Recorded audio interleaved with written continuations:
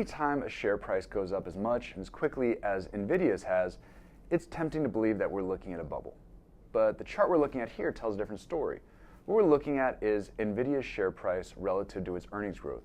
And we see that earnings growth has actually outpaced share price by significant margins.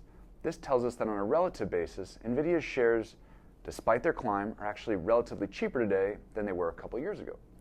This is really important because a share of stock is priced based on its earnings today and its projected earnings in the future. In the short run, it can seem like a share price is a completely arbitrary and capricious thing, but at the end of the day, in the long run, a stock should reflect the earnings potential of the company, and that's what we're seeing with Nvidia. So when we talk about a company getting cheaper despite its share price going up, this is exactly what we're talking about. So again, when we look at Nvidia, we look at big tech companies in general, we've actually seen a lot of these companies have gotten cheaper rather than more expensive as their share prices have gone up.